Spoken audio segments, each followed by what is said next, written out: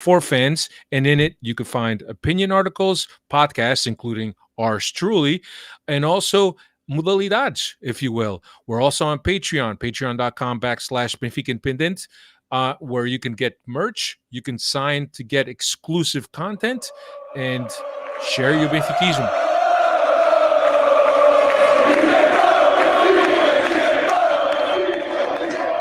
Ser benfiquista é uma crença. É uma religião muito grande. A adesão, um culto. Que é liberdade, que é crer, que é mental, que é o caráter das pessoas. A alma de quem é grande, maior que os maiores. É uma paixão com outra explicação. Eu não consigo explicar o que é ser do Benfica. Eu sinto o que é ser do Benfica. Mas de facto uma paixão. E as paixões são assim, vivem-se assim intensamente. Aqui não há nenhuma razão. É paixão, paixão, paixão. Ser Benfica. Até à morte. What's going on, everybody? Welcome to another edition of the Talking to the Law Benfica podcast. My name is Alfredo Fumaças, with you as always every Tuesday night, bringing you the latest on Benfica. With me as always, Cristiano Oliveira. Cristiano, como é que é, amigo? What's up? What you doing? How are you? I'm all right, my friend. How are you? Did you buy all your presents? Oh, yeah. Já tá tudo tratado. Tá tudo tratado. None of this last-minute Portuguese people type stuff? Huh? Dave, how are you doing? I'm doing well. I thought Chris was gonna say he doesn't buy gifts; he just receives the gifts because he's been a good boy this year. But great to be back on here tonight. Last podcast before the jolly guy in the red suit comes down. So good to be back on here. Excellent. Como é que é, Cristiano? I know you. Everything good with you? Já compras tudo feito? Eu faço tudo feito, compro tudo feito, sabes como é que é? Excited to be here talking about another exciting victory, another objective completed by Benfica, and then obviously followed by an exciting victory. Benfica nowadays is scoring a touchdown on everyone, and the extra point, most important. A lot of these kickers in the NFL miss an extra point. So I'm just a little upset that Jorge Jesus himself has not decided to go for a 2-point conversion as of late, because, you know, he's normally they like to... No, he hasn't needed. He hasn't needed the 2-point conversion. Anyway, on tap tonight, we'll recap the Covilhã game, which was the League Cup last game of the group stages where Benfica got their we're matching glasses. Benfica got their ticket to the Final Four of the League Cup. We'll also look back at the shellacking of Maritim 7-1 win by Benfica at Estádio da Luz this past weekend, and we'll look ahead to the doubleheader against Porto. One for the Taça de Portugal and the other one for the league. And then that's it. That's all we got. And Merry Christmas to everyone. Dave, everything good up in the great up White North? You already said you're glad to be back. Dave is in control today. He's controlling the chat, so make sure you show Dave some love. Otherwise, yes, he might not. Send some money my way if you want your chat to be read on air here tonight. Now taking donations. So anyway, let's start with this Covilhã game. Benfica in their final game of the League Cup group stages. Needing to win by 3 goals in order to beat the tiebreaker with Vitória de Guimarães. After all, Benfica did tie Guimarães in their first game of this group stages, and that kind of set up a game with Covilhã where Benfica needed to beat Covilhã by 3. I'll give you the lineup, kind of a second tier here lineup. Helton was in goal. Tomás Araújo made his Benfica debut, a player that features for Benfica B quite often. Ferro was in the middle of the defense, and Murato was on the left side. In the midfield, Maite and Taarabt. Gil Dias and Everton on the sides. Pizzi was underneath Seferovic and Ramos. They've a little bit of a different setup here in terms of how we usually set up. So still the 3 defenders, but now we had Maite and Taarabt almost in the same line, and then we had Gil Dias and Everton doing that whole right-hand side corridor, and Pizzi underneath Seferovic. And Chris often says that, and I also like the 3-men midfield setup. What'd you think of this game? It was a good opportunity for some of these young guys to get some run in with the team. Now, while the match was being played, I did hear that the tiebreaker between Guimarães, if it so happened to be that it was 2-0, that the tiebreaker goes to the squad with the youngest average age. So I wonder if that played a role with some of these young guys getting some run in the starting 11. But overall, you're playing a second division club that isn't having the best of seasons. So why not get some of these players that haven't gotten much run with the team and rest some of our starters for later on down the season here. Yeah, no, I agree with you. I think that Ferro Murato were due for a start. I was surprised by Tomás Araújo, but it made sense. And then Maite, which hasn't gotten a lot of burn or a lot of chances, got the start also. And you can understand how JJ needs to kind of rotate the squad, and especially playing. Look, if your second string players can't beat a team, as you mentioned, from the second league that's not doing that well, but then something is wrong with this squad. But nonetheless, it was kind of a rusty start for Benfica, and I think that the first shot came in the 18th minute, but that was by Covilhã. And then the ensuing corner, Covilhã saw the crossbar, denied him of a goal, and I think that Benfica after that woke up. A lot of missed passes, a lot of forced balls. Look, the missed passes is a dig on execution. The forced passes are more poor decisions by the team, where the team is forcing passes into lanes that are not there. So a lot of that, which went against Benfica trying to hold possession and to keep a nice flow of the game. And when you have that many bad passes, you end up kind of losing that flow and that rhythm and really offsetting the other team. But in the 28th minute, Seferovic with the pass by Ramos in a play that was a lab play. And Dave, we haven't seen one of those lab plays or one training ground plays from Benfica in a very long time. No, it was a thing of beauty, if you want to call it something. Like you said, drawn up at the training ground there, but good. It always looks good when it's able to be executed the way it was when somebody doesn't make necessarily the right pass or Seferovic puts it over the crossbar. Then we're talking about something else differently. But it's good to have those cheeky plays work in our favor. Don't get to see quite a few of them as of late, but against, again, this second division club, why not try a drawn up play from the training ground, and it worked out in our favor. Yeah, and as I saw that going in, the irony, right? Because up until that point, all we had was missed passes, poor execution, and you score on a lap play, which requires the execution to be right on point. And I thought, man, only Benfica, right? Spend most of the half missing passes, forcing balls, and then they get a goal on a perfectly executed lap play that involved, 3 or 4 touches. And I thought the irony in that, you can't make this shit up for real. So an important goal to just get that out of the way because Benfica needed to score those 3 goals and the clock was against us. It was important that we scored that first goal because Covilhã was packed in and was defending. But it was good getting that goal. Team went into the half with that goal in hand.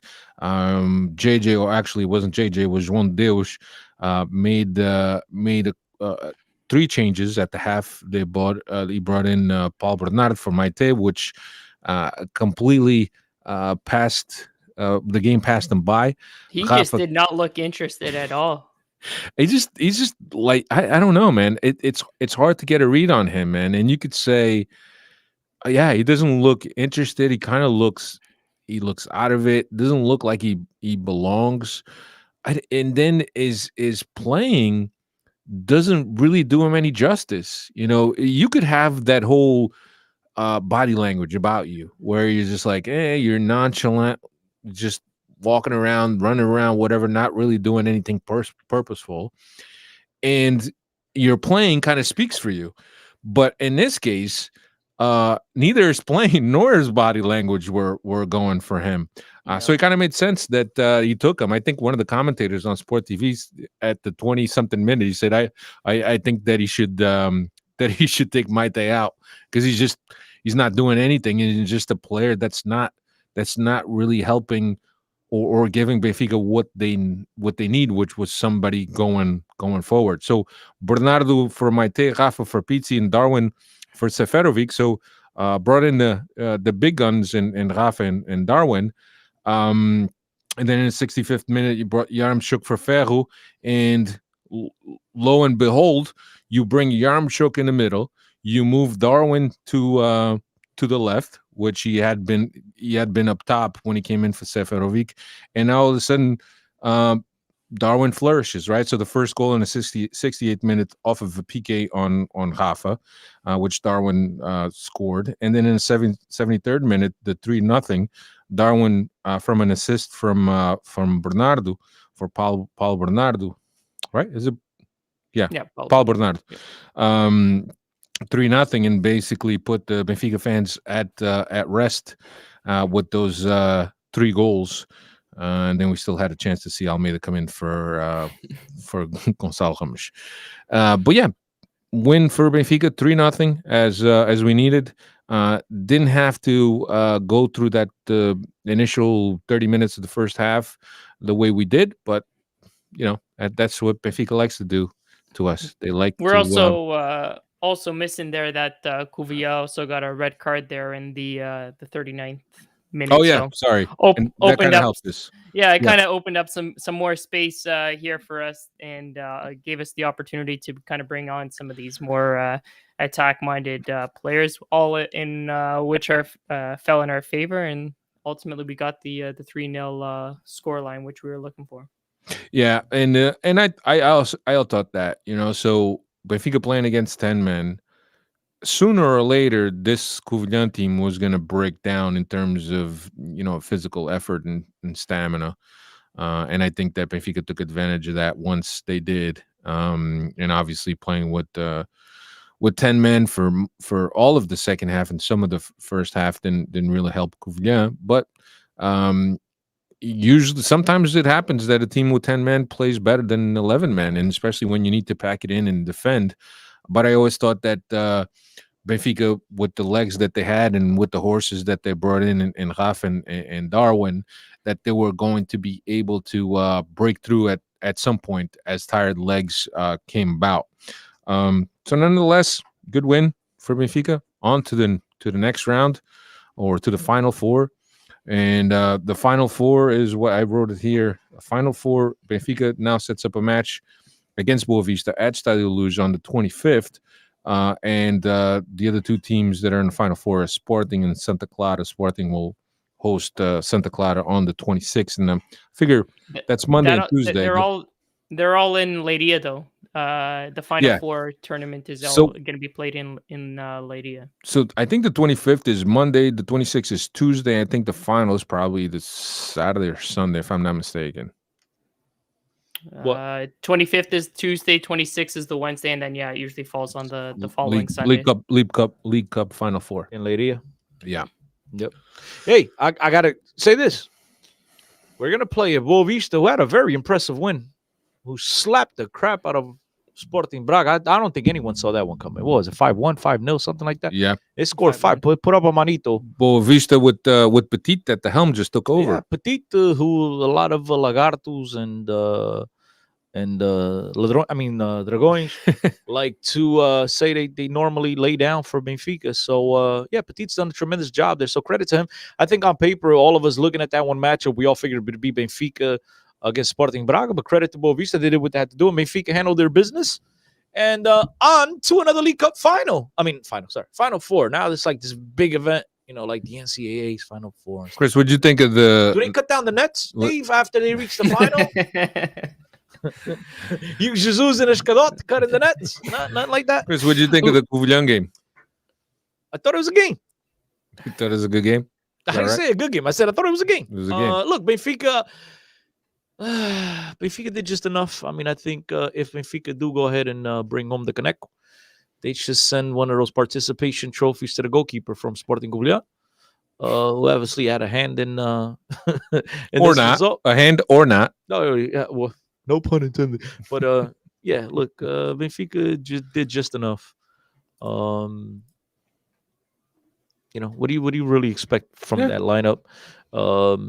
If these guys can't cut it in the first half against a team from second division down a man, I agrees. there's no other argument for you to make on behalf of these other guys. And look, JJ did what he had to do, brought in the quickness of Rafa and Darwin. We knew right from the get go that if this game But got JJ wasn't on the bench.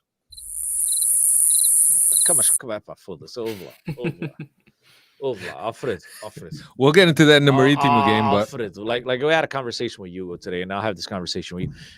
I think we've been a part of enough locker rooms and enough teams to understand that even when a coach gets a red card, that come on, bro, what happens? He gets a red card, so the coach doesn't partake in training, doesn't partake in tactics, doesn't partake in it. he's not yelling at players on the sideline. Bro, you know, let me between you We'll and get into that into between Marítimo you game. and I, between you and I. No, but forget the money. Before that. Think it is? Okay? Before that. Okay. Take it easy, okay? Let me talk to you. You become of a JJ. Real big but JJ. I can tell all the coaches that you play with, that I played with alongside you when I was a lot younger. But yes, in those days, they yelled at us a lot more than JJ did. And we look, it is what it is, man. Some coaches are yellers, some coaches are positive guys. You sound like a bunch of a JJs nowadays that God forbid For somebody JJs.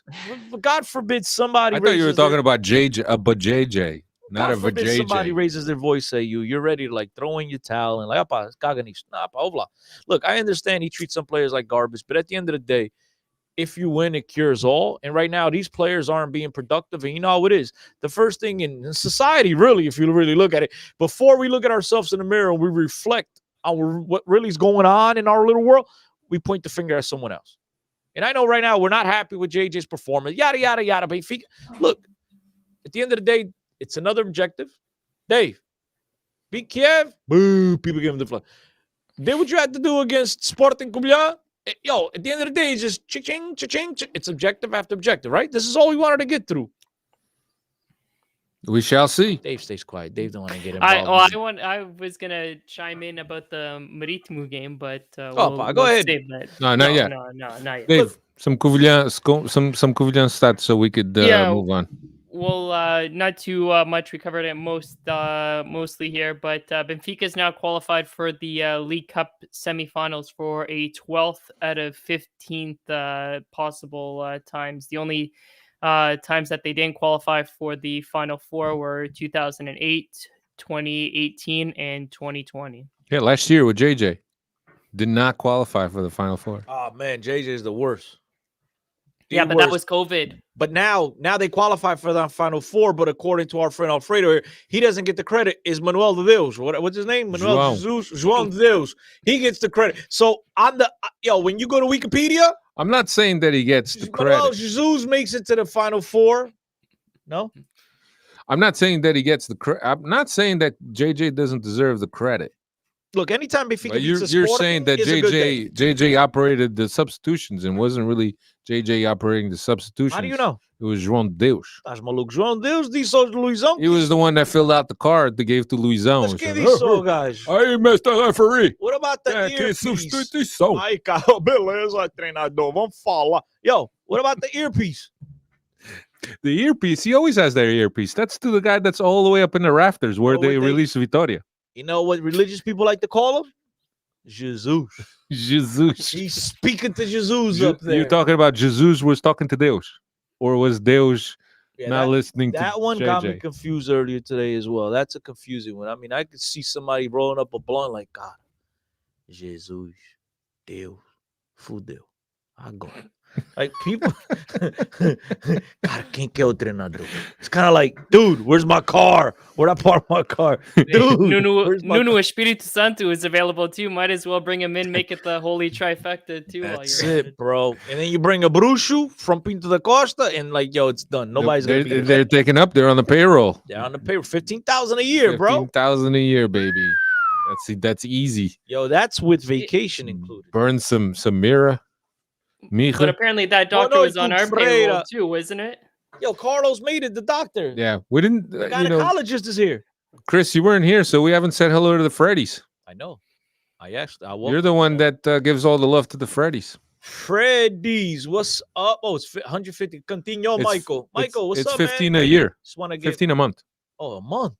Yeah, I think so. Shit, I'll do some spells on somebody for that type of money in Portugal. Just want to give a big shout out to Continue. That's Michael Gonçalves. Listen to his podcast previous to coming on here with us. Keep up the good work. Paulo Tomás, Shout me out. Paulo Tomás, Hugo Ferreira, aquele gajo Patrick não, Swofford, aquele gajo é. O Bruno Singer. Epa, Bruno. Singer. Singer. Mas eu. Foi, falta U. Right? I dropped out of high school, bro. You gotta forgive me. Não falta nada. That's how you say it in Portugal. Bom Singer. dia, mal. Não, you put the U, it's a singer. Singer. Não, mas com o U é girl. Gur. Pois é o que eu tô dizendo. Pá. Patrick, how's Louisiana? But listen, at the end of the day, this is the most important part. These guys showing up. Patrick's still in Portugal. I'm Carlos. No, is he in Patrick? No, he said he's in Louisiana. He just said on the chat, still in He Portugal. doesn't know what he's talking about. He's in Louisiana. He thinks it's. He thinks it's Portugal.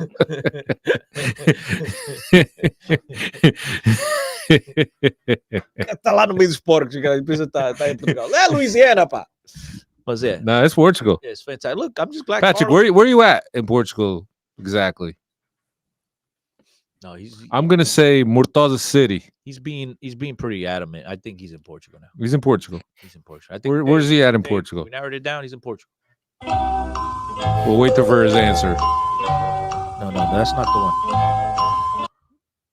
This one's got to play. As we wait for Patrick's response. Close to Lisbon. Well, we know Portugal. Where is it? Close to Lisbon. My heart can't take it, Patrick. Where are you? Maybe he doesn't want people to He's know in Amadora, bro. He's in the ghetto. He don't want anybody to know he's from the ghetto. I shouldn't say that. Amadora is really nice. They got like two nice corners. Yeah. What? Oh, let me get to the correct place. Hey, He doesn't even know where he is. He's got to go outside. Patrick, if it's farm, you're most likely not in Lisboa, right? Unless you're in the zoo. The zoo. Yeah. All right. Turning our attention to Está lá no swamp. Liga B win now. We hosted Maritim in the last game of 2021 at Estádio da Luz. Vlaco Dimas was in goal. Almeida, Otamendi, Vertonghen, Gilberto and Grimaldo, Weigl, João Mário, Rafa, Darwin, and Yaremchuk. Chris, easy to say or what? I can't think of the word. You gave me something to drink. Corroios. Corroios. No, that's like an outskirt of Lisbon, if I'm not mistaken. Wasn't that what he said, Dave? He said close to Lisbon. Yeah. Around. Yeah. Is it safe to say that this is our Olha, Fabs. Como é que é, pá? Good morning. is it safe to say that this is our strongest lineup? No. No. Okay. My boy Trap's not in there, bro. Olha, epa, I got it right. I got that one right. Wait. Oh, that's the one you're looking. No, I was looking for the take it easy, but you changed the pads. Tá aqui. Take it easy? Ah, ok. I said, take it easy, okay? Best lineup, Trap. That's it. Põe aí o Jesus Love Me. Jesus love me, peraí. O Jesus love some Trap. I love you, Jesus. I love you, Jesus. That's what Adel Trap taught him. That's the English he learned from Adel Trap. I love you, Jesus. Yeah. But now look. It's right now. I think based on health, Gilberto Carlos, my man, just that album Gilberto cover, Carlos. just for that reason alone, he absolutely needs to start every single game.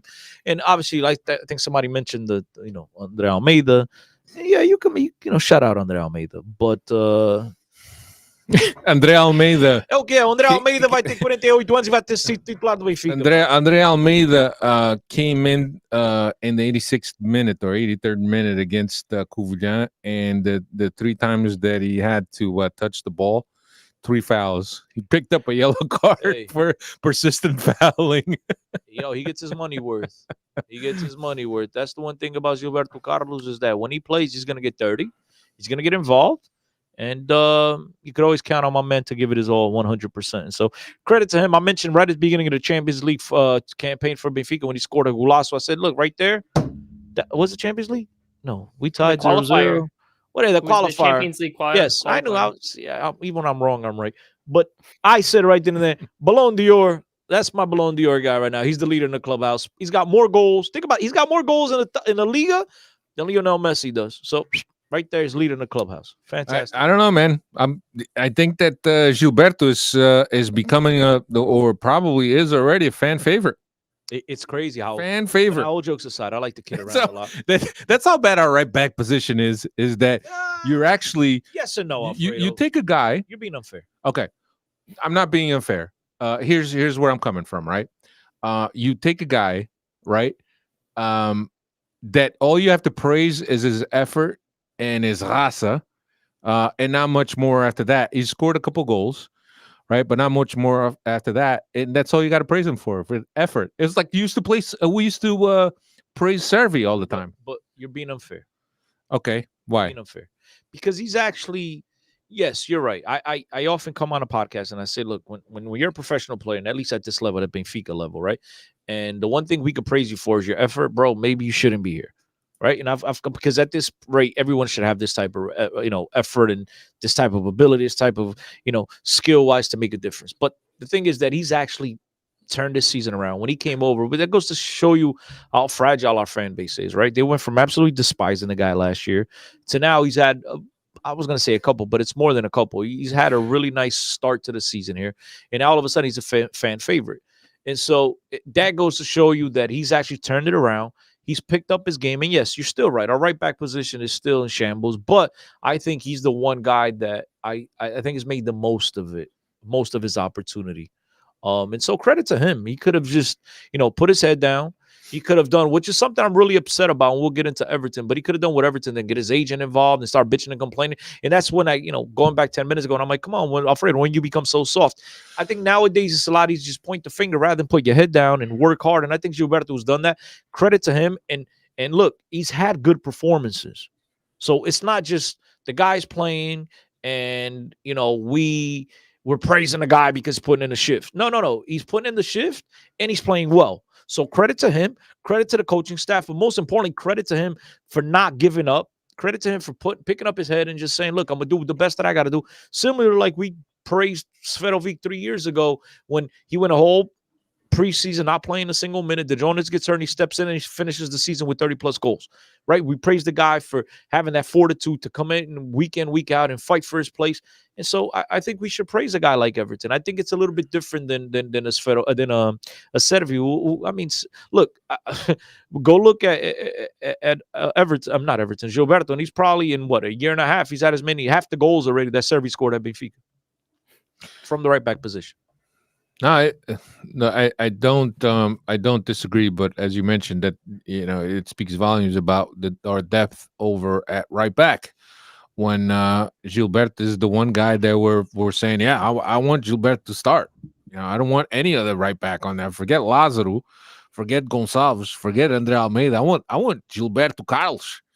Gilberto Carlos is in his mixtape. That's what I want. I think what's his name? I think Hugo Ferreira. Gilberto is a poor man's Maxi Pereira, but currently he's our best right back. That's what I was just saying. That says a lot about the quality we have at right back. The United States is not recognizing these Chinese Olympics. I'm not recognizing this guy. Hugo Ferreira, you're ignoring him. You put him on mute. He's a foreign diplomat. That's it. We're not recognizing. Why, you always getting up on me. But listen, what the hell were we talking about? No, we're talking about the Maritim game. You said something prior to that. I said something about I don't know. Okay. Gilberto. Gilberto. The one guy that was actually showing some promise there before he picked up an injury was Radonjic. Yeah, Yes. But he's not a right back, Dave, dude. Thank you, Dave. That's why I was but going. when he was playing there, he was actually showing some flair and creating some opportunities and that speed, like Chris always talks about. You can't teach speed. That guy had that in his back pockets, and I liked seeing what he was there, and he was starting to gain that position, but then he picked up this injury, and it's back to Gilberto Carlos. Look, this what I was saying before you made me lose my train of thought, which is Branojic played decently when he was there. I still believe Lazaro is a viable option. The thing with these guys is for Lazaro and even Branojic, and look, you can make the case for all of the guys at this position, right? You can bring in Diogo Gonçalves because at this point, Andre Almeida is not really an option, which is crazy. Andre Almeida is not an option for the right wing back spot, but he's an option for the left wing. But that's a conversation, I think. But I really believe that all four of those guys, when you throw in Branojic, right, they're going to need some type of consistency. They're going to need 3, 4, 5 games in a row to gain that consistency and get up to speed with things, right? Because they're all at some point or another adapting to that one spot. I think the ones that are most accustomed to it is going to be a Gilberto, and I think he's the one that's actually stood out the most this season. He's actually played decently enough because he's used to playing that whole flank. So until these guys get on the field with consistency, it's going to be a while for these guys to adapt. That being said, look, the injuries have definitely played a part. I thought that Lazaro would have been the guy to grab that position by the horn, but he hasn't as of yet because Even Gonçalves. Look, Alfredo, I'm not shocked about Gonçalves. And those of you Freddy's listening, and But he's had a lot of injuries. I've told you this last year. I wasn't particularly impressed with his performances at right back last season. He's not he's an adapted right back. That's fine.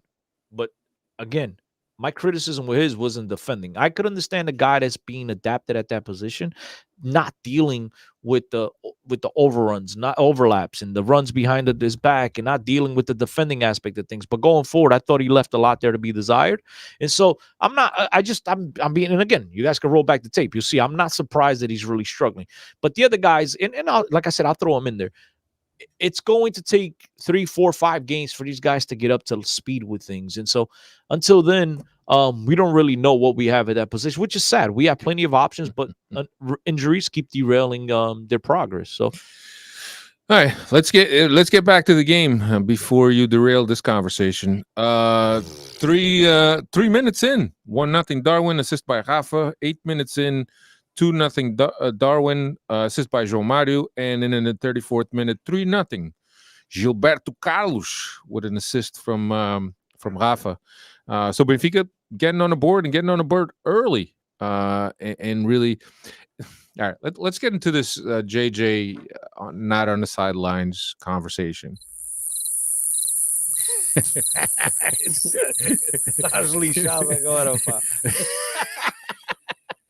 Think it is? Okay. No, but look, I don't know how many of you actually watched the game and really took notice, right? But I think that the body language of the players, the way they were playing, the happiness in which they were playing, I don't know, man. I just think that not having a guy yelling at you on a sideline as the team more relaxed on the field. That's what I noticed. And granted, I believe that even is somewhere in the stadium and giving instructions to João Deus, but not having that guy yelling at you and foda-se caralho, you and motherfuck you all up and down the field, I think that helps. I think that helps the team. I'm sorry, Chris. I figured out the next button we need to put here. The beep, beep, beep. That's the next one. Dave, you got to figure out how to put that on here. Beep. Where is it? Like the truck is backing up to run you over? No, when you curse, beep. Mother beep. It's in there somewhere. Yeah, it's in there somewhere. Look, Alfredo, it's clear to me one thing. You never played for João Manso, but that's another conversation. João Manso didn't like me. I don't know why. So I'm pretty sure he spoke to you worse than this guy did. But look, man, come on. Let's. It is crazy to me how we try to grasp for any little positive light to point the finger at something we don't like. Look, how about this, Alfredo? How about maybe the guys looked happy because for once, right? They played For once, they didn't have somebody yelling at them. No, for once they were scoring goals at will. The game was a walk in the park. Because nobody was yelling at them and they weren't feeling nervous. They weren't afraid to miss. I would like to think if it was 1-0, right? The whole 90 minutes, maybe we wouldn't see this happiness. Maybe the 7 goals. Maybe the 3-0 lead going into the halftime, then 4-0 early on in the maybe Alfredo, maybe just maybe that alleviated a lot of the pressure because obviously these players knowing going into 2 very important games against our bitter rivals from up north, right? The jitters and now all of a sudden like, yo, this shit is easy. We how about that? I mean, how many times you played in games you went in tight and all of a sudden before you know it, the game falls apart? Yo, you slapping these guys around like, oh, shit, we're all playing loose. How about that? I like to think that maybe that had a lot to do with it. Scoring the goal in the third, or not even third, what was it, second minute, whatever it was? Third minute. I mean, how about that? Did that alleviate anything? That helps. You telling me if JJ's on the sideline, they don't score that goal in the second minute? But listen to me. How many times have we scored 3 goals in the first half, come back in the second half and are asleep? And that wasn't the case this second half. No, because they were up 3-0. The other team was like, let's try to get one early, and then maybe the game turns around for us and Chris, they try to open up and we how many slap times them. have we seen the team come out sleepy in the second half after having a lead in the first half? A lot of times. Thank you. Well, so what's that got to do? So that correlates directly with the fact that we don't have a coach? That team was happy. Yeah, because they were up 3-0. They were enjoying. Yeah, because and they haven't been up 2-0 and 3-0 sometimes in the first half and fallen asleep. I'm just saying, look, Alfredo, here's what I'll tell you. Quiet after this. I'll leave you I'll this. let you talk after this, right? Because I give up in this. Okay. Right? Because obviously I'm not you're going to defending JJ. I'm not defending JJ because this is exactly that's it. I'll make this point and I'll back up, right? I wish we had but whatever. We need to work on that next. This is not just a JJ problem. This is going back to Rui Vitória, Bruno Lage, and now it's a JJ. So if you think it directly points the finger, fine. Credit to you. But as you said, you think it's a coincidence? Well, I'll answer back your question. Do you think it's a coincidence that it's happened with the last 2 coaches previous to this guy? This is an ongoing scenario. So you think it's a JJ problem? But it's a More JJ. credit to you. I don't. But how do you see this in terms of how does this correlate to the other 2? I don't understand the connection you're trying to make. No, the connection is that this is a problem that's been going on at Benfica for sleeping. Coming out of the half, sleeping. This is not just a JJ problem. Now, you want to answer me by, look, Chris, that's why JJ was brought in. So we're not sleeping at halftime. Fine, granted. But to say that this is a JJ problem, when, Dave, I'm pretty sure, right? We can all pinpoint to games with previous coaching staffs that this team would come out. Alfredo, how many times have I come out on this podcast and said, what the hell goes on in this locker room at halftime that these guys fall asleep? So much so that Dave knows, all the Freddies knows, and all the lovely people that didn't have the chance to watch us live know that a halftime speech by our coach about having a baby became world famous. That goes to show you how dire things were at our club. So to just say, well, in this one game, the team came out in the second half. Well, Alfredo, I'll answer this. They came out and they played like with joy on their feet because in the third minute, they scored a goal. How many times do we come here and you ask me and Dave asks you and I ask you and we go back and forth and we say, guys, prediction for this game. Well, I hope, they come out and play with balls to the ground and, they get an early goal because it alleviates the pressure. Well, that's exactly what they did. They did exactly what we always hope for every single game. Get an early goal. And then just relax. That's exactly what they did in the third minute. All right, let me put this. Let me plant this in your brain. If on Thursday when we play against Porto, the team looks relaxed, and as a result, they win the game, and they have a posture that you've never seen at the Dragão in terms of not being afraid, in terms of playing loose. Will you admit that it has to do with JJ not being on the sideline? Look, I'm going to spare the listeners. Ask Dave, because you're never going to... Look, at the end of the day, my coach doesn't need to be on the sideline. He makes all the decisions. So when I'm on the field, I know that regardless of what I do with that assistant coach, the guy up top is the one that's going to make the decision. I'll go even one further. In every single team that I've played on, I got along with the assistant coach 100 times. I mean, Alfredo, not even close. All right, 1,000 times better than I did with my head coach. Didn't mean that. At the end of the day, that dude pumped me up, but at the other asshole is the one making the decisions. That's the guy that ultimately I gotta please. I could get along with you all I want. Me and Dave could be buddies. You the guy that pushes the buttons and runs this. The day you decide to 86 me like I 86 Hugo, it don't matter about my relationship with Dave. I'm not coming back. You the guy that making the decisions. Michael, I do agree with you that last year we weren't afraid when we played there, but that to me, that was probably the highest light of the season for me. That game at the Dragão was the highlight of the season. The rest of the season was a complete shit show. But that game at the Dragão, I agree with you. We went over there and we weren't afraid. We gave it to Porto like they usually give it to us, and I was very surprised and I was very happy. But that to me was probably the only good thing that you could take out of last year. I just put 0. And Alfredo, please, man. You know I love you and I respect your opinion, but you're asking me mine, so I'm giving you mine. I put 0 weight on whether JJ's on the bench or he's on the sideline. I really don't care because the coaching staff is really telling them what to do. I'll give you, and I'll be fair. You know me, I'm a fair guy. I'll give you okay, he's not on the sideline screaming. That might be the only one you get. It's the only thing the only point that I'm trying to prove. But I don't think that's why they played well. I think they played well because they got that early goal and it changed the game. It could be. I don't discount that, but I'm just looking at the players' body language, and even their facial expressions, and the players look happy. And if you are, my friend, to stand corrected on that comment, I will tell you, I got even less respect for a lot of those players in the locker room because they're a bunch of JJs.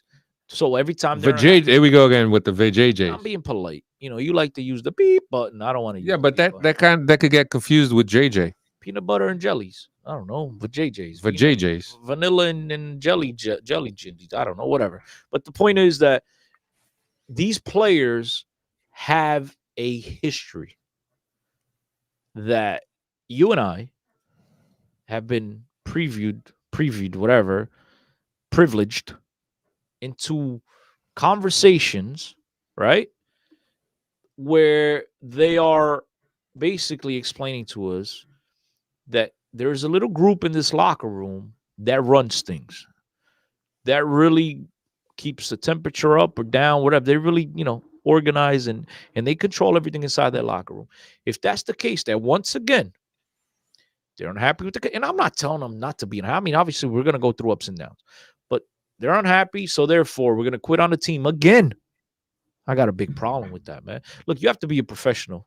I didn't like every coach I played for. I think in my life I made it maybe like one coach. If there was very few reasons why I wanted JJ to come back to Benfica. The ones that I didn't want him to come back to Benfica for were a lot more and outweighed the ones that I did.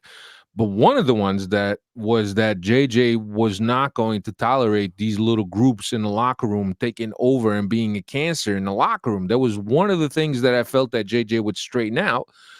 But we haven't seen it full blown, but we're kind of seeing little things here and there. I don't know if you agree with me, Chris.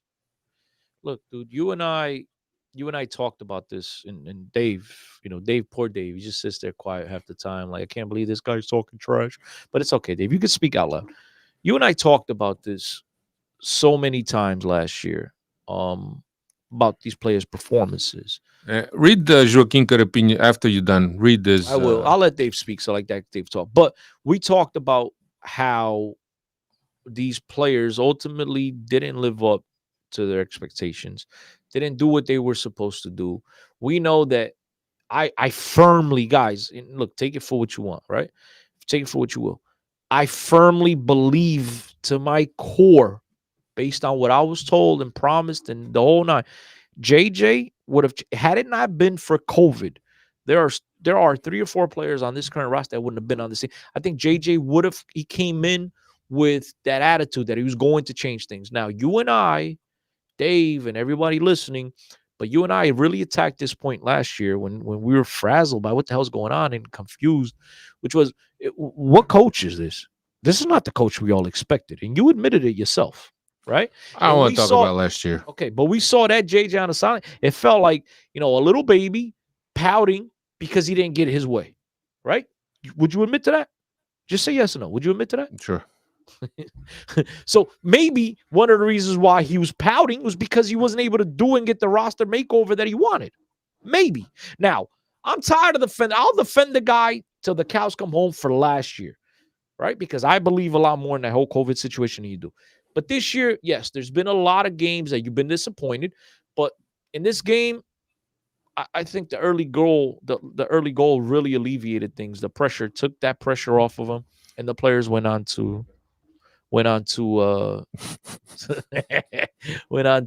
do what they had to do and really smack them. No, I agree with Joaquin Corepina. He says, but Cristiano, you played, so you know that if you have a coach that's always yelling at you 100%. all the time when you're playing, you are playing always with some fear of doing Yes. something wrong. And I think that was one of the things that Pedrinho said in his interview, was that the pressure, and look, there's guys that can handle it and there's guys that are more sensitive, right? Just like anywhere in the world, in your jobs, some guys are going to take a yelling from their boss when they know they made a mistake, and some guys are a little thinner skinned. But yes, that was something that Pedrinho said, that players were so nervous to make a mistake because the pressure was so high from JJ. And I don't even want to get into that Pedrinho thing because that sounds a little bit like he's jaded, whatever, blah blah blah. But I'm curious to see what happens about what happens this Thursday when JJ is not on the bench again, and I want to see how the team behaves. To Look, be honest, going with back to that comment, I first of all, I agree 100%. I was a player that didn't react well to this. I didn't like this. I wasn't myself. Just to tell you guys, I basically hung up my boots because of that. Came to a so point. you, out of all people, you should know what Yes. it's like. Yeah, and after the stories, I basically hung up my boots because of that, because it just came to a point where it wasn't fun. I was more fearful of making a mistake than actually trying to do it, and it wasn't my game because my game was the ball on the feet, whatever. And I just said, you know what, F this. So I totally understand that point, but these guys are getting paid millions, man. And- They're still human beings, man. bro, with this human being stuff, what are they being mistreated? They're being slave trade. I mean, come on. So Jesus just Christ. because your boss playing is football, playing that's you not a boss, is bro. paying you a That's higher coach. salary, That's a coach. does that mean you have to take abuse from your boss? Abuse, bro. People are fragile nowadays, man. Look, Hey. look, He's Alfredo. a fucking bully, bro. What you could look, I didn't like that. I didn't like that type of coaching. But there was teammates of mine that thrived under that type of pressure. Yeah, there's guys that like it. Like I said, not every Exactly. guy. Just like you bring in a guy, and we did. Guys, did we not? Dave, correct me if I'm wrong, buddy. Did we not bring a guy that was a pat on the back type of guy? And what the team do to him? We brought two of them back to back. Oh, forget the first one. The first one's just the second one. What happened? What Yeah, happened? they walked all over. They walked all over him. What they do to him? They made the bed What- for him, what and did the we do? same Let thing me that see. they're Made his looking bed. for Let me see. JJ here too. Did we not squander a 7-point lead? So I'm pretty sure everybody was content because the coaches, it's okay, bro. We lost another game, but I still love you. Oh my God, you're the best. You're the best. It's okay. And then the next week, because the Eagles were fine, but nobody was playing up to their capability as well. So what's the excuse? Again, everybody's different. And I get it, Alfred. In a perfect world, if I got a coach that doesn't do it, fine. Agreed, Alfred. I'm not disagreeing with you. But I just think that now, because people don't like JJ, everybody's pinpointing. This is the same guy that did the same exact thing the first time around, and everybody was content. Everybody was so upset that he went across the street to school, whatever. He went to Alvalade land, and all of a sudden they were all bitter. I mean, come on, it's the same coach. Getting back to the game, 48th minute, 4-0. Rafa with the Yaremchuk feed. 57th minute, 5-0. Yaremchuk now this time for Rafa. In the 66th minute, Tarap came in for João Mário. Morata came in from Grimaldo. André Almeida went to left back, and Morata went to the right side of the center back pairing. So I don't know if it was. He went to left wing back. No, he went to right back. No, Almeida, left wing back. Yes, he went to left wing back. But we had been talking here that the reason why Morata doesn't play on that right side of the defense because he's right-footed. So I don't know if this was a test It might have been a test Well, of since course, I thought it was a test, Alfredo, but according could to have been a test. I thought it was like, bro, you're up 3-4 nothing. Why not? Let's try it out because he might be thinking himself that Almeida, one of these guys is fragile, could go down and I might have to play him. So look, it's a perfect time to give the guy minutes and try him out there. But the one confusing part about it is listening to the play-by-play by Elder Conduto. Elder Conduto said that Morato, even in his São Paulo days, played in the center of the defense with another lefty center back. Therefore, he played on the right side of that pairing. So I at that point I just shrugged my shoulders and I said, It's a technical preference in my opinion, and that's how I kind of choose to understand why he doesn't get more time on that right side of the center back trio. But anyway, 81st minute 5-1, 86th minute 6-1, 90th 7-1. Ramos with the feed from Seferovic, and then 7-1 Seferovic from a feed from Rafa, and Rafa and Darwin had quite a game. And look, I don't want to take anything from the team, but it's now 2 games that teams come to Estádio Luz and try to play open with Benfica, and Benfica just pounces on them, just take advantage of all the space, and especially when you got guys like Rafa and Darwin who are great in going forward with space in front of them. Teams they're gonna put themselves at risk, and I think that's what Benfica did. So a very important win for Benfica ahead of the 2 games against Porto, but nonetheless a good game. Dave, what'd you think of the game, man? Were you happy? Were you relaxed? Was it a game where you had feelings that you haven't felt in a long time watching the Benfica game? It was definitely a relaxing game, so much so I think I fell asleep and missed Gonzalo Ramos's goal fell there, asleep? but woke up just in time to see my boy Seferovic put the last one in the back of the net. No, but You fell asleep for a whole 4 minutes, dude. yeah, because I was feeling nice and calm and relaxing, which usually never happens with Benfica. But Like a shot of morphine. Yeah, that also ties into because we got that early goal, and like Chris alluded to earlier, if we're waiting till the 80th plus minute and the game's still tied, teams are going to close up and we're struggling to find goals, right? So that those early goals really helped out the team and my own viewing pleasure as well. What else from this game? I think this was probably the best game I've seen Benfica play all year. And it was against a side that had 11 men, not 9 or 7 men. I really thought they were going to. It was going to be another Nacional game where we ran it up to 10, but only got 7 here. We love to beat up on those Islanders. Yeah. You But said it, different islands, though. Different islands, Chris. Yeah, well, we didn't say anything bad about Santa Clara. Just get the new drainage system. But I think I don't want to really tie whether or not this is because JJ's here or JJ's not there.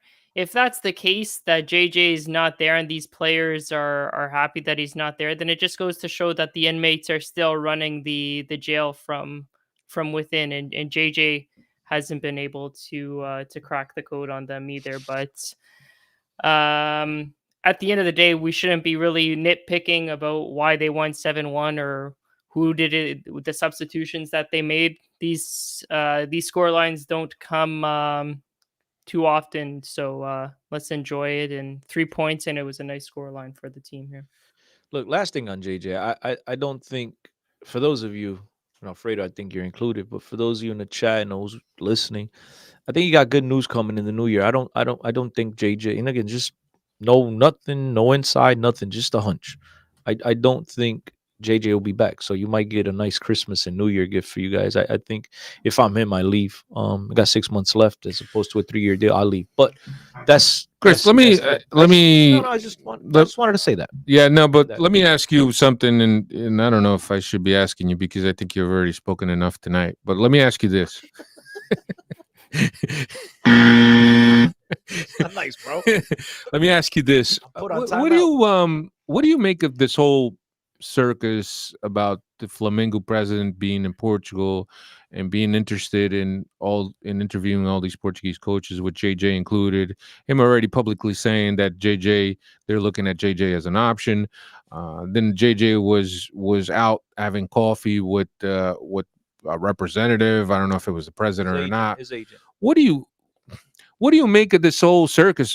Does Benfica need to take a stand here? Does JJ need to take a stand? Okay, before I answer, Keep it under 45 seconds, okay, please. Before I answer, I know I'm boring, but before I answer, why don't you tell me your feelings on it? Before I answer, No, I wanted to ask you that I'll because answer it, but I want to know what you think. I've already mentioned something on Twitter today. I think that that somebody needs to take a stand, whether it's Benfica, and I think that Why? because if they're, Let me ask you a question. I'm trying to find the word. Did Benfica have any regard for them when they went and No, hijacked their coach? no, they didn't. So then, what's the problem? So They're doing it right back. You want respect, you got to give respect. I'm with you on that. I already thought Okay. about that. Okay, But so- I maybe JJ needs to come out and publicly said, I have a contract with Benfica till the end of the season, and I plan on Why? finishing the contract. He's got 6 months left. He doesn't have to answer that to nobody. But you could. Well, if the club has a huge problem with it, then speak up. No, At but- the end of the day, if the club wants him, look, JJ is a wanted man right now. And the guy, look, I forget think you that- and Michael have been talking a lot. Who? You and Gonçalves. I actually haven't spoken to him in a long time. Last time he was here in New York, I was supposed to meet up with him, and then some glitch, and I didn't go meet up with him. So that's the last time I spoke to him. That was like a month, 2 months ago. But that's besides the point. JJ's a wanted man, right? JJ's got 6 months left. If Benfica really finds He's a wanted man by who? Flamengo, That's it. who You cares? talk like he's wanted by the FBI and Interpol, the CIA, the DEA. Hold on. He's a wanted man. You can't. I love you, but you can't sit here and try to bring up. One team wants him. You can't sit here and bring up a problem that you find is a problem, right? And then complain about. I didn't it's say only it one was a thing. problem. I Well, you're just not asked you happy. what your opinion of it. My opinion is that he's a wanted man. One team, 10 teams. Is he not wanted? He's wanted. He's a wanted man. If Benfica finds that it's such a huge problem and oh my God, we don't want to lose this coach, extend this contract. It's very simple. The guy's got 6 months. Every single player in the world with 6 months left in his contract is free to search his next contract. JJ's doing no different. If Benfica has a huge, extend them. Now, JJ didn't leave. I personally think he's leaving. JJ ain't leave. He's not doing anything wrong. Anything that different that you and I would do. We got 6 months left. Team hasn't offered me an extension. Your company hasn't offered you an extension. You have an agent just for those things. You're going to speak and meet with your agent. And again, put Rui Vitória, insert whoever you want. It's kind of to do with a JJ. To me, it's insert whomever coach you want. I honestly don't believe there's anything wrong with this. He's got 6 months. At the end of the day, if you have such a huge product, extend him or fire him. That's it. He's looking at 3 years as opposed to 6 months. What would you do? You should have never came back for me. Okay, So, fine. Do you believe, and I don't, do you believe if Benfica, and again, they're right now, there's 4 points behind. If Benfica turns around, has this miraculous second half that we had and Porto had the following year, Benfica goes out, wins the Taça de Portugal, Benfica wins the Taça da Liga, and Benfica wins the Campeonato. Benfica wins the treble. You believe Benfica will extend them? no. Okay, so then why are we being judgmental about him looking at his options? Oh, that's my wishful thinking. I don't know if Benfica will extend them or I not. don't think they still will extend them. Dave, let's give us some stats on this Maritim game so we could start discussing the doubleheader Clásicos. Yeah, for sure. So Darwin, with back-to-back games, scoring a brace, is now the league leader in goals with 13 goals scored this season, and he now has a career high in goals scored across all competitions. 18 goals scored this season for Darwin. Rafa, with a goal and 4 assists, continues to increase his league as the league's leader in assists, now currently at 13 assists. And all this JJ and Rafa and Darwin talk, we forgot about their another striker, Yaramchuk, got back to the score sheet for league competition. First league goal since September against Guimarães. You could tell that the team was trying to force it to him there in the end of the first and the beginning of the second half just to get that monkey off his back. That's a good point. You reminded me of something, Dave, because I didn't even give my thoughts because Alfredo asked me the question about JJ. I was going to say Benfica played their best when Yaremchuk's on the field. Sometimes he doesn't. Well, that's the thing. He opens up the space. Sometimes he doesn't. People don't notice. He looks like he's shut down. He's not really having much effect and much touch on the ball, not much involvement, but his runs and just his move. Forget his runs. I'm just keep it in movement. His movement always has someone follow him. It's like a game of chess.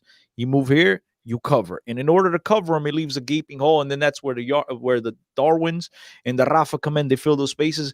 And you can tell, I'm pretty sure, you look at the best Benfica games of the year, it's been with Yaremchuk on the field. It opens up the game. He's very smart in his movement. Unfortunately, he's not scoring as many goals as we like, even though he finally did get on the scoring sheet. Fantastic assist from Rafa. Credit to Rafa. Rafa's involved everywhere.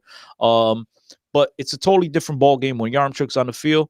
And so, I was happy to see that. I heard Rafa was checking vaccine cards at the entrance. He's involved. He was so involved. No, but Gonçalves, you got the cartilla. I know that. And Chico Marcelino also saying also Ramos with his first goal. Yeah, look, talking on that Ramos, I thought on the, who did we play? Marítimo. I thought on the Marítimo goal, I thought he was offside slightly, but I thought he looked offsides. I was surprised that No, Seth. I thought Seth was offside on the Marítimo goal. That's what I thought Seth was offside. That's where I was going. I thought on the Marítimo he was offsides before the cross, and I thought that Seferovic was offsides. So look, credit to Ramos. That ball got on him quick, and he was still able to get his body, low, his head down, I should say. Get the ball on target. Fantastic finish by him. So I was glad to see Seferovic got a goal. So in terms of building these guys' confidence, building their confidence up, going into two very important games, I thought it was a win all across the board for this one game. Yeah, no, it was a good game to build up confidence. I just hope they didn't score all the goals, and now they're going to need some for this for these two matches, and now they don't have any more goals. But look, I think that Darwin's playing well. He still does some things that leaves me scratch my head, like that one cross that ended up at Benfica's bench. My man, yo, I know, Dave, I know I use this.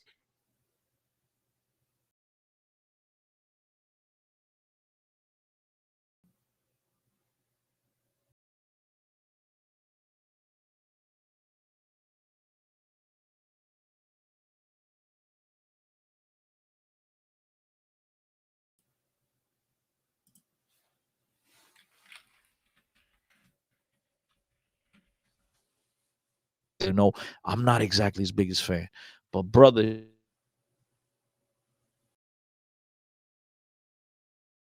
and all of a sudden you see this one bullet.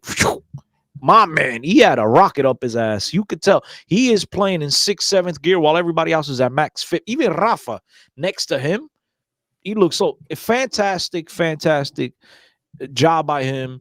I know you shed a tear last year when he scored his goal. I shed a tear. The guy has not, lowered his wings. He's always given effort after effort. And now he's getting on the score sheet. He is so fast and so physical that he's getting chance after chance. Yeah. And now, as opposed to missing the 2 or 3 chances, he's getting 7 of them and he's putting away 3. So fantastic job by him. Ai o quê, pá? Ai o quê, ó? Mas com pau. See?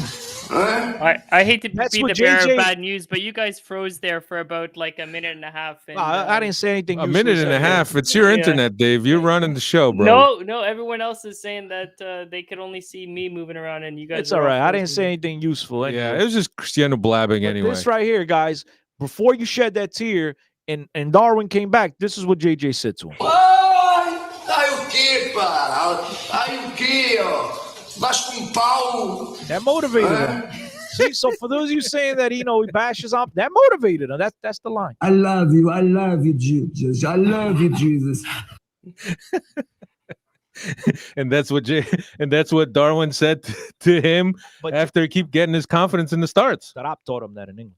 I love you, Jesus. I love you. I love you. Love you, Jesus. I love you, Jesus. Nah, but look, it was overall a good game. Yeah, it was a good game, man. And I know I don't want to go there, but people always let's move on to the next topic. Find something to complain about.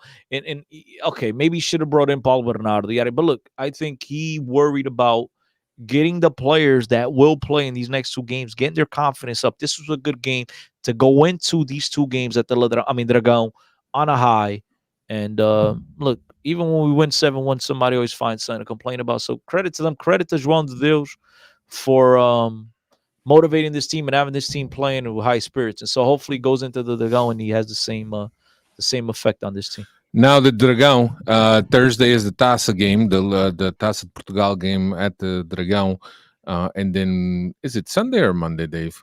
The game. It's another Thursday after that. It's a Thursday. The 30th. Let me ask you this, Cristiano. Different approaches for different games. One is the Taça, one is the league. What do you think about what the approaches will be? That's a good question, but the answer should see when Dave is running the board. I don't have to be here. I could just be relaxed, nice and relaxed. You grill Chris. I don't know. I kind of like you doing the board because today I feel this aggression coming. I feel like this because JJ, I feel this. I'm being more standoffish with Cristiano because now I got the time to focus. Now you got time, But Take it easy. All right. Okay. Take it easy on me. All right. Look, the answer to that should be every single game against these guys should be, we have to repeat ourselves every time. Faca nos dentes. Don't eat my chicken and leave the bones on the counter. But the truth is that every single game against these guys should be, treated the same way. But what do you think is the approach the same? No, it is. It is because here's the situation, and I don't want to say that guy's name. That clown. I don't want to say his name. So you go shout out, brother.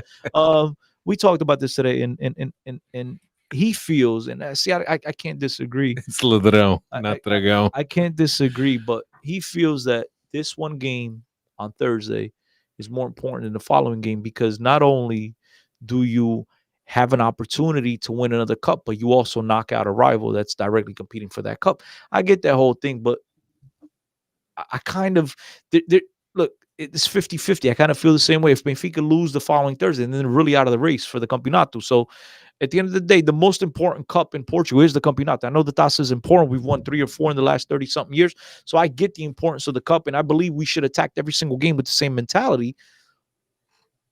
So my answer to you, Alfredo, is we have to attack both the games with the same attitude, understand that there is never no easy game against these guys. There is never a passive game and, we'll get them next time.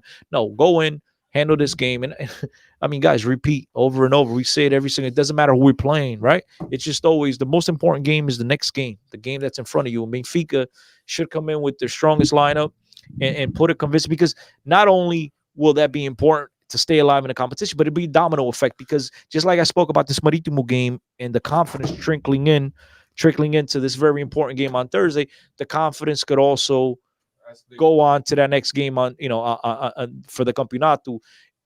And so I think it's ultimately important. Dave, how would you, before you give me the stats on the game, how do you think Benfica should approach this? Would you put more importance in one game than the other or just attack both the games the same way? Logically thinking, I would put more importance towards the league, but I wouldn't want that's just as a fanboy talking here, but as I would hope that they bring their best 11 lineup that they think will match up against Porto on Thursday. And then if things don't go their way this Thursday and they have to make adjustments, then I hope they're able to make the adjustments accordingly for the league. We're really that, like I said, in my heart that has some more importance to me. But either way, field your best starting 11 this Thursday and adjust where it needs to be adjusted going forward in a week from now. Some numbers on this game here. Historically in this tournament, Porto and Benfica, 36 meetings between the two clubs. Benfica's won 21, drawn 5, and lost 10 in the Taça de Portugal against Porto. This is the earliest that the two clubs will be playing each other at this stage of the tournament, the round of 16, the earliest since 2001. And Porto's coming into this match sitting first place in the league with 41 points, 13 wins, 2 draws. They've got the second best attack with 38 goals and the second best defense with only 8 goals conceded. Joaquin Carapinha had a question here. Do we think that Helton will get the cup games? What do you think, Cristiano? Has he been playing the cup games up to this point? He has, right? Both the League Cup and the Portuguese Cup. It's possible that he gets the nod. I wouldn't put it past him. I mean, the way these coaches usually attack this, the guy that's been playing the backup goalie plays these competitions. But now, as we've stated here many times here so far on this podcast, the importance of this game, the rival, the importance of winning this cup, which we've only won a few times in 30 years. Look, I think the one thing is for sure that we could all come here week in, week out and say that the uncertainty with JJ, we just never know what he's up to. I'd expect Helton to play, but ultimately I won't be surprised if it is Vlaco. But I do expect it will be Helton. Yeah, I wouldn't just because I don't think there's such a huge disparity between the two keepers. I think that Vlaco Dimos has had a very good year so far. But I don't think that there's a huge difference between both. So he might get it. As Cristiano mentioned, Portuguese Cup is important. It's unfortunate that we're playing Porto this early. But still, if you want to win the competition, you got to win all games, final included. So this game is no different. I mean, at some point you think you're gonna have to get through them. So hey, yeah, whether it's now or whether later, it's now or the semifinals or final, whatever, you have to do it. I think it's a huge test for the team. I think that the team started the season early. They had to kind of put their preseason in high gear because they had those early games to qualify for the Champions League. At a decent start of the season, then we saw a little breakdown there. As the team is coming off that very intense beginning of the season, and I think that now we're starting to see the team again on an upswing. At least I hope on an upswing. We go into the Dragão, and you guys know that going into these games, it doesn't matter who's in first or who's in better form or not. This game is a unique game all on its own. As we always said here, it's the easiest week for a coach because you don't need to motivate players to play these games. I'm curious. I'm just curious to see what Benfica does. I think that that two-man midfield against Porto, who is usually very good in that midfield, might be a huge mistake. Might not be the right approach. One thing to keep in mind, and obviously expecting 2 wins at the Ladrão is a lot.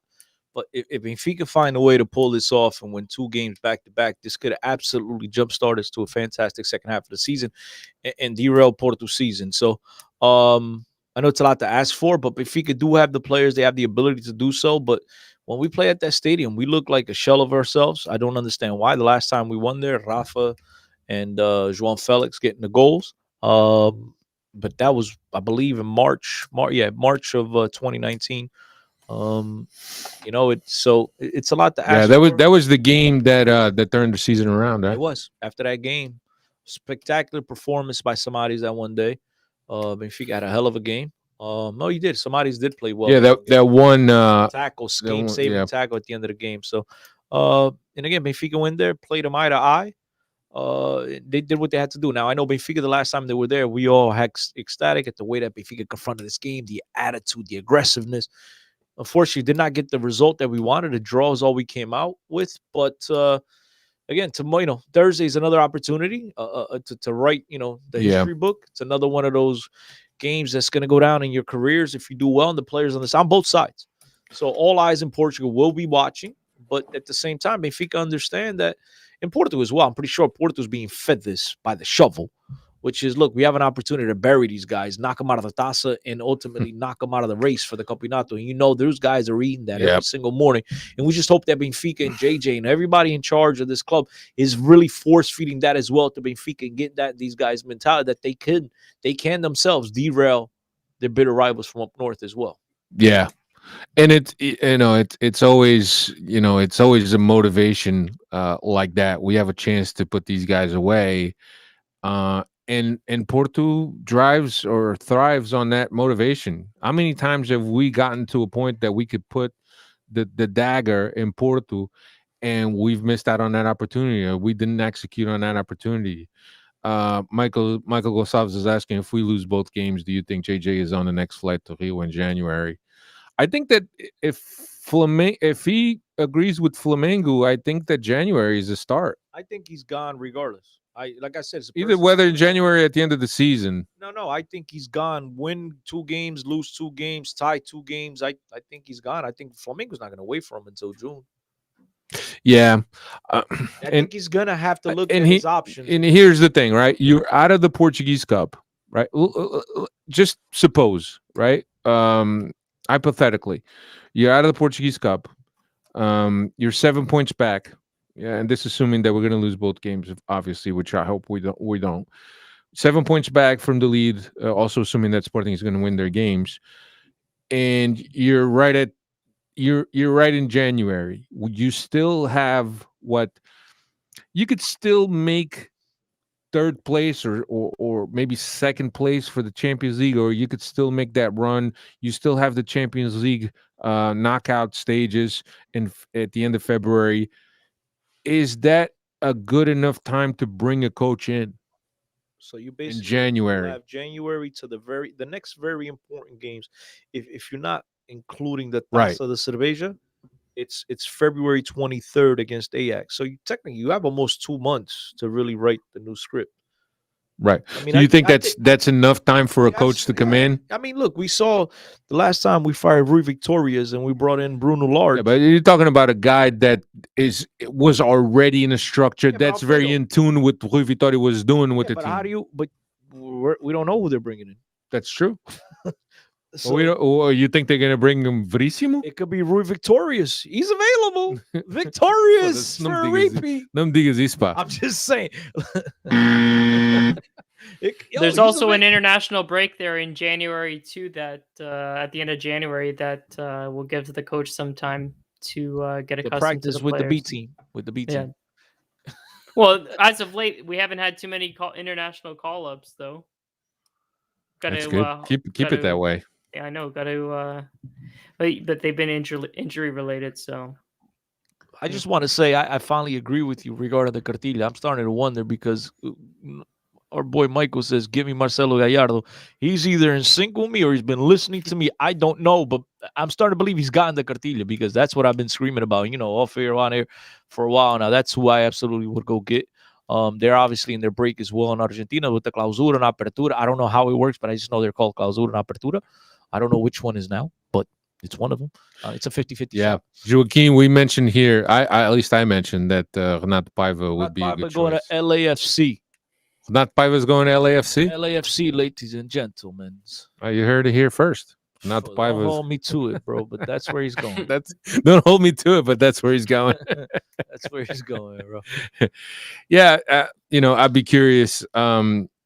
And as we mentioned here, I'd be surprised if Rui Costa has not already had exploratory conversations. He should be guys. because I honestly don't believe Benfica can win the treble. I don't believe he wants to come back. Think about this. Not arguing if it's right or wrong, none of that. But the way that the fans have treated him, who the hell would want to come back to that? He's not going to want to come back. Benfica's not. I think Rui Costa is, at least from what we've interpreted here so far, right? He's been taking a pulse of the fans, the socios. And he said he's going to change things. He's going to listen to people, right? He's going to change a couple of things at the club. If he is true to his word, you can't ignore the Lenços at the Luz. Yeah. He's not going to bring a coach against the fans' wishes. So, again, if Benfica's not already had exploratory conversations with someone, well, Benfica is amateur. They should be miles ahead of this. I would take Fonseca, I would take Jardim, I would take Gallardo, and I would take Renato Paiva. Any of those four, I would take. Jardim, who else? Fonseca. Forget it. Fonseca's way out. Yeah, I would take. Well, you think Fonseca's already agreed to go elsewhere? Alfredo. Kim Kardashian left Kanye West, but just because she's available don't mean she's coming to me. I want her though. I know that's what she said to me when I called her. Wrong answer. She's like, wrong number. But yeah, look. Well, that's Kike. That's Maluk, pa. Think it is? Ah, okay. Oh man, I'm gonna miss JJ and his outtakes. Hey man, I look. Benfica should be having these conversations. They can't be naive to think that on both sides. I would not blame Benfica for having exploratory conversations, like I wouldn't blame JJ. I think they're doing their homework and they should absolutely do it. And anyone that's criticizing that is completely nuts, because you'd be doing the same thing if you're in your job. I mean, if you're not, you're just worried about what's it called, unemployment. You were worried about Not unemployment. worried, you got unemployment. Like, I'll put out a couple months off, and then I'll worry about it then. Do you think that because JJ knows that of sorts he has some sort of a parachute in Flamengo, do you think that he will drop down in his intensity because he knows that he's got something to fall on and the pressure won't be as high for this whatever games are left in this month? No, because as we mentioned before, every single game against Football Club Porto is an important game. They know everybody's watching. And so for the guy to sit there and take this game, with less intensity, take this game in a totally different mentality, I think he's doing himself a disservice. I think these coaches always want to win regardless of where their mind is at. And look, I believe, again, Benfica can win these next two games. I believe he's leaving regardless. They can win them, lose. I think the decision has already been made. We'll continue. Benfica is going to have Renato Paiva on next month, so you will ask him. Tell him I said what's up. Gonçalves. Tell him I said what's up. So what's up? Where's that? Where's that? Anyway, what else we got? Any more questions from the Freddies before we move on? Freddie Boris Nagarasa just said, if we beat Ajax, I'd say this season has been good. Opa, ovla. In those terms, 3 weeks, bro. Yo, I think somebody, Bella Gutman himself, who cursed us, just rolled over in his grave. Don't come on, bro. It's never enough. No, I think it's successful if you're looking at the Champions League. I mean, not overall. When you go from 0 points to not making it the next year today, yeah, it's yeah, successful. because I think, look, getting out of the group stage has to be the absolute minimums that a team like Benfica has. And if you get past that first game in the round of 16th, hey, that's gravy. That's bonus. So for me, it would have been a successful Champions League if we beat Ajax. I mean, in terms of success, the fact we got out of a group with Barcelona and Bayern Munich, I think it's a success. The fact we didn't make it last year, the previous time 0 points. So yeah, I mean, if you're looking at glass half full, I mean, Dave, that's an upward progression, right? Well, the objective was already obtained when they qualified for the group stages already. So this is just gravy on top of. Now you sound like JJ, bro. He got the cartilla. Well, yeah, that's what JJ said, right? The objective was to get the team in the group stages. Yeah, but that's him being sarcastic. But that's for JJ. JJ, dude. Wrong answer. Oh, Dave. Not Dave. JJ. Think it is? Ah, okay. What else we got? We got predictions also. Oh shit! Who did we do last week? No, I don't think anybody got it right. No, you guys are frozen again. The poor Freddy's got to listen to me here.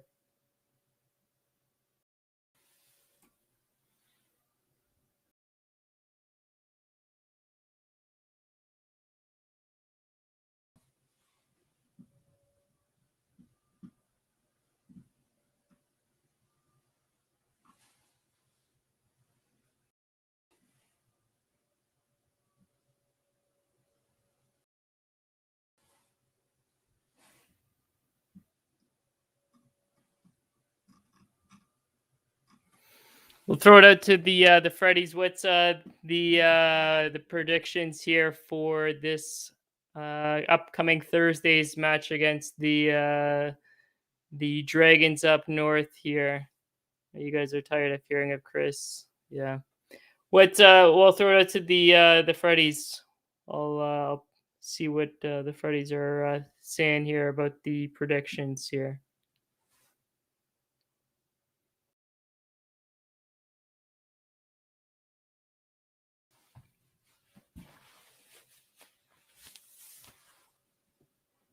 Jakeem says losing both games. My prediction, I think it's gonna be. I think we're gonna lose the initial match for the toss 2-0, and then follow it up with a 1-1 result the following week here. Not looking too confident for this match. I guess I share the lack of positivity with Joaquim there, but the boys Yeah. are back here. We're just going through predictions here with the Freddies here in the meantime. Put us on the screen, Dave. Yeah, you guys How are do we on do, Dave? I went 5-0 last week against Covilhã. last week. You went 5-0. Me and Alfredo said 2-0 each. Actually, You put us on the screen, Dave. yeah, you can see. I don't see my fuss. No. It's all right. Right. It's all right. I don't think I didn't write the predict. I didn't write our things. Yeah, I said I think you said 5-0. You I did say said- 5-0. I said Cristiano. 5-0. Where's Dave? Now he left the. Dave. No, I'm here. No, dude, you did something wrong. Do on the three guys. There it is. You got to do it. There it is. You see me? Yeah. Yeah. So I said 5-0. I think now we We're might off the be, same account here, right? Is that what happened? I'm controlling now. Are you controlling? Mm, Look, I said 5-0. You guys said 2-0. The fact that you guys, if you go over, right? No, if you go, how does it go? Over, you lose. Under, you win. How does that go? Price is Right rules. What's the Price is Right rules? We can't go over. Oh, so then I lost. And then I said, what I say for Maritim 3-0, right? I think I said Yeah. 3-0. I think I said 3-0. Yeah. What'd you guys say? I said 2-0. You against afraid of- Covilhã. No. Covilhã, I you don't said- remember. I don't remember. Anyway, I don't remember. So yeah, 5-0 was 3-0. is it time to bring the voice? Yeah, I mean,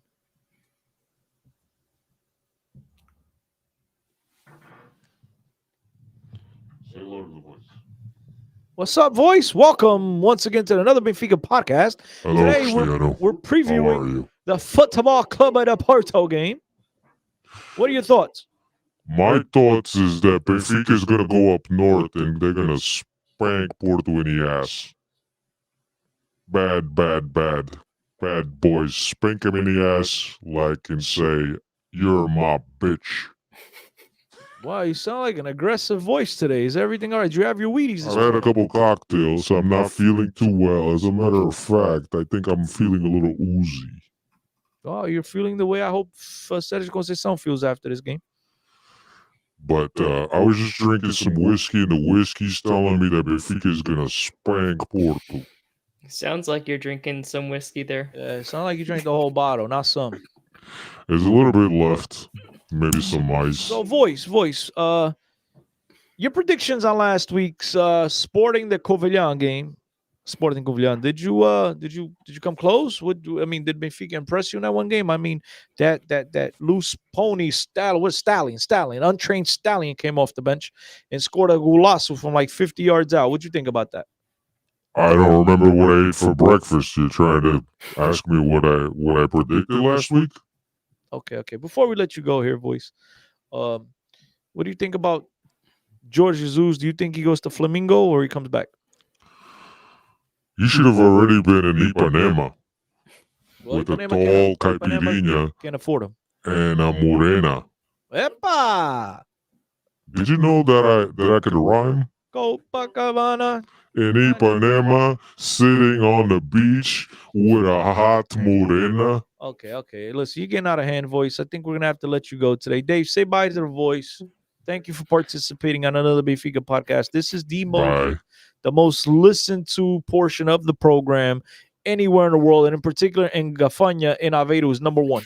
My mom's the only one that listens there, but still, it's the number one program in that neighborhood. Just so you know. Thank you, voice. Alfredo, what you think? Another participation by the voice? The voice is great, but he has to quit on that drinking. No bueno. Well, Don't drink too well, much. We might think he's drinking, but after Thursday, he could come out roses. So I we'll know. see what He happens. said he was going to spank him. Epa. So, I don't know. So, Dave, did you lose control? On my screen, I can see both of you. I don't know how it's looking on YouTube. But can you control the comments? Yeah. You can? Yeah. Oh, okay. Carrega Benfica. You can as well. Bruno. Yeah, I can. Manda abraço. Anyway, that's all we got. Joaquin Carapinha is not. I think he's been hanging out with the voice. He's not ecstatic. Still don't think we're good. Mas tá bem. I hope you're wrong as well, Joaquin. E pá, carrega Benfica, and you guys always remember this. So wait, what's your prediction so I could write it down? Regardless of whether you like the coach or not, his success is our success. On forward, we travel. Onward we travel. Nice. What's your prediction for the I game? got those right. I wouldn't need you here, bro. What's what do I think? Predictions. My computer. 2-1 Benfica. 2-1 Benfica.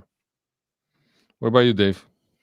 I said 2-0 Porto for this cup tie here. Wait, do we got a gunshot here on this program? Take him out back. And I mean, talk about deflating the balloon. You're lucky the voice ain't here, Dave, because the voice will not be happy with you. I gotta hear the voice on a mix track with our boy Gilberto Carlos. I'm sure they'll be able to sell millions of albums on the worldwide. mixtape. I'm gonna say that unfortunately it's gonna be a 2-1 Porto. I'm not feeling too confident. And at the Dragão, it's at the lose is usually 50-50. At the Dragão is not 50-50. We all know how that plays out. So don't Cristiano with the 2-1 for Benfica, Dave 2-0 for Porto, and me 2-1 for Porto. Yeah. Benfica. That's all we got. Wait, what about the next Porto? That's Thursday. We'll be back before then. Oh yeah, true. I thought the game was going to be on the weekend. No, it's Wednesday. Okay, we'll be back on Tuesday. Is it Thursday? The 30th. I thought it was Thursday, Wednesday. Yeah. All right, Freddy's all thank you very much for joining us, for being active on the chat, for asking, and Michael getting that cartilla from Cristiano, man. Shame on you, bro. Michael. Shame on you. Michael. If you guys are not we gotta do a joint with well, that's what I was gonna say. If you guys are not familiar with Continue Benfiquista, that's Michael does a YouTube show, live show with him and his buddies, also discussing Benfica. So definitely check that out. Michael just had as well as Benfica After 90 and all the Benfica projects. Yeah. Send the emails, Alfredo, not me. I don't want, but I approve. Michael just had a big guest on his podcast not too long. You're gonna say he just had a baby. I'm gonna say like I told you, I haven't spoken to him in a while, but he did have a big guest not too long ago. So it'd be absolutely fantastic to speak to him, Kenny, Oscar. Those guys are an absolute bug out, and all the other fellas in the pod. Right now I've been drinking too much cranberry juice. Names escape me. But yeah, you guys do a fantastic job. Same thing with my boy Mello, Mario, and everybody else in that After 90 and Mr. Benfica, and Mrs. Benfica, and I mean, you name it, man. Everybody just man. Let's not forget the hardest podcaster in Benfica world is Mr. Benfica. He's the hardest podcaster. He's the hardest working podcaster. Oh, bro, I work pretty hard, bro. Putting up with you. You work hard for the money. Putting up with you and Dave, and now I gotta put up with the voice. Think it is? Okay. Yeah. So if you guys wanna meet up, join up here on Esta Coisa Aqui do Computers. We'll figure something out, man. We'll figure something out. Maybe we'll do like a marathon where it'll be like a 4-hour podcast. Us, Continue, and Benfica After 90. And Mr. Benfica. Are we going for Mr. some Mr. Benfica, that's Guinness record? Yeah, Guinness we might do a marathon. So we'll see. Anyway, thanks a lot for checking us out. Thank you for being active on the chat, to all the Freddies, and we'll see you again next Tuesday. Everybody's welcome on this podcast, but you. Have a good weekend. Enjoy. Merry Christmas. All that good stuff. Hope you guys enjoy it with you and your families, man. And yeah, see you here again next week. We didn't wear our Santa hats, Cristiano. We missed that. Missed that opportunity. next podcast will be after Christmas. Yeah, but that could be a Christmas gift. Oh, okay, that could be. Yeah. Yeah. Take care, everyone.